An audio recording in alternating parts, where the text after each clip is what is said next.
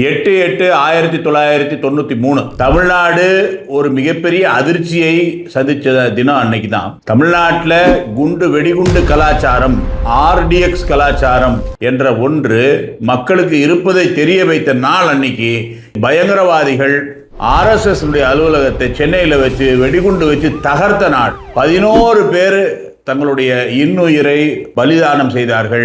காரணம் என்ன அப்படின்னு சொல்லிட்டு சொன்னா, ஒரே ஒரு காரணம், இந்த நாட்டிற்காக இந்த தேசத்திற்காக பணியாற்றுபவர்கள் RSS அவங்கள பயமுறுத்தணும். ஆகையினால் அந்த பணியை நிக்கணும்னா இவங்களை பயமுறுத்தினா சரியாரும் நினைச்சாங்க. ஆனா அதன் பிறகு பல மடங்கு வீரியமாக RSS இந்து முன்னணி பேர் இயக்கங்கள் வளர்ந்தது. இது ரெண்டாவது விஷயம். ஆனா பாருங்க, தமிழ்நாட்டில் இவ்வளவு பெரிய பிரம்மாண்டமான பயங்கரவாத செயலை செய்தவர்கள் தொடர்ந்து 98 கோவை குண்டுவெடிப்புல சம்பந்தப்பட்டாங்க. அதன் பிறகு நடந்த பல்வேறு சம்பவங்கள் இது பண்ணாங்க. ஆனா இன்றைக்கும் கூட இஸ்லாமியர்களை, குறிப்பாக பயங்கரவாதிகளை, எல்லாரையும் பயங்கரவாதின்னு சொல்றது இல்லை, எல்லா இஸ்லாமியர்களும் பயங்கரவாதிகள் சொல்றது இல்லை. பயங்கரவாதிகள்லாம் இஸ்லாமியர்களா இருக்கிறாங்கிறது நம்ம மறந்துடக்கூடாது. அப்பேற்பட்டவர்களுக்கு ஆதரவாக சிலர் இன்றைக்கும் பேசிக் கொண்டிருக்காங்க. அப்பான்னு பேசுறாங்க, அவர்களுக்கு ஆதரவாக பேசுறாங்க, விடுதலை செய்ய வேண்டும் என்று சொல்கிறார்கள். ஆகையினால் இதெல்லாம் புரிந்து கொள்ள வேண்டும். தமிழ்நாட்டில் எப்படி பயங்கரவாதம் உள்ள வந்தது, தமிழ்நாட்டில் எப்படி வெடிகுண்டு கலாச்சாரம் உள்ள வந்தது, தமிழ்நாட்டில் இத்தகைய ஒரு அதிர்ச்சி தரத்தக்க, தமிழ்நாட்டையே பின்னடைய செய்யக்கூடிய இந்த சம்பவமானது எப்படி நிகழ்ந்தது, இதுக்கு பின்னணியில் இருந்தவங்க யாரு, இதெல்லாம் ஆராய்ந்து பார்த்து மக்கள் உணர வேண்டும். ஆகவே இன்றைய தினம் பயங்கரவாத எதிர்ப்பு தினமாக தமிழ்நாட்டில் நாம் கொண்டாடி கொண்டிருக்கோம். அது மட்டுமல்ல, அந்த குண்டு வெடிப்பில் மதிப்பிற்குரிய திரு குமரி பாலன் அவர்கள், இந்து முன்னணி பேரியக்கத்தினுடைய மாநில இணையமைப்பாளராக இருந்தவர், அவரும் தன்னுடைய இன்னுயிரை அந்த குண்டுவெடிப்பின் காரணமாக இந்த இன்னுயிரை தந்தார். அப்பேற்பட்ட ஒரு மகான் அவர் குமரி பாலன் அவர்கள்.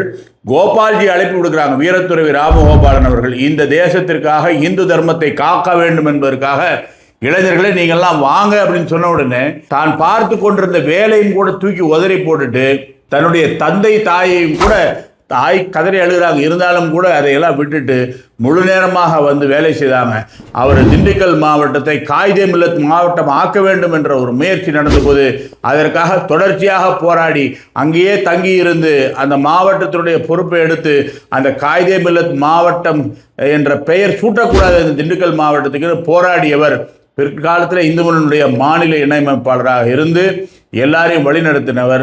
மிகப்பெரிய ஒரு மனிதர், ஒரு நகைச்சுவைக்காரர், இப்படியெல்லாம் இருந்தவர் அந்த RDX குண்டுவெடிப்பில் அந்த 8ஆம் தேதி ஆகஸ்ட் 1993 அவர் இறந்தார். இப்பேற்பட்ட ஒரு கொடூரமான 11 பேரை கொன்ற சம்பவம், அந்த சம்பவத்திற்கு பிறகு வேற எதுவும் நடக்கக்கூடாது நாம் எல்லாம் சபதம் ஏற்றுக் கொண்டிருக்கிறோம். பல இடங்களில் நடந்தாலும் கூட இந்த பயங்கரவாத எதிர்ப்பு தினத்தை நம்முடைய மனதில் பதிய வைக்க வேண்டும், மற்றவர்கள் மனதில் பதிய வைக்க வேண்டும். தமிழகம் அமைதி பூங்காவாக திகழ வேண்டும் என்று சொன்னால் இந்த கலாச்சாரத்திற்கு காரணமானவர்களை அடையாளம் கண்டு நாம் வெறுத்து ஒதுக்க வேண்டும். அப்புறம் தான் மாறும். வணக்கம்.